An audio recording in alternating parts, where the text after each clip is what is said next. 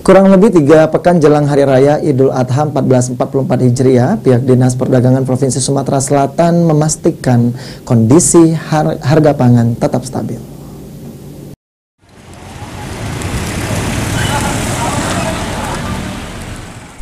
Kurang lebih 3 pekan jelang Hari Raya Idul Adha 1444 Hijriah, pihak Dinas Perdagangan Provinsi Sumatera Selatan memastikan kondisi harga pangan tetap stabil.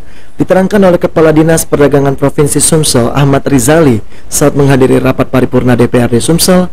Hingga saat ini kondisi harga pangan di pasaran masih dalam kategori stabil dan hanya beberapa jenis item saja yang mengalami kenaikan seperti telur ayam yang kini mencapai kisaran Rp30.000 per kilogram yang disebabkan oleh produksi telur dari peternak tengah dalam fase penurunan.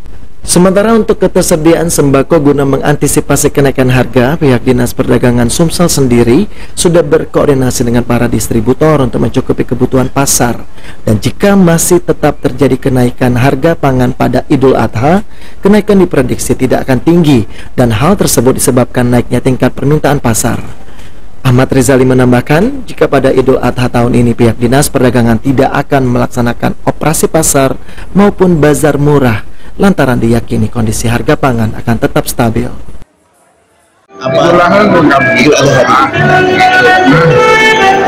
Masyarakat kita juga beda dengan Idul Fitri.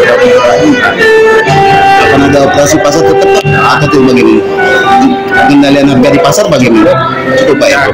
Di distributor sudah oke semua ya, sehingga sampai naik itu karena adanya tingkat pembelian yang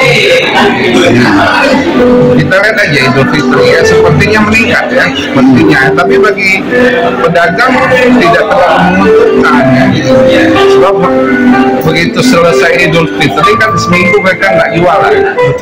Sandi Pratama, PAL TV.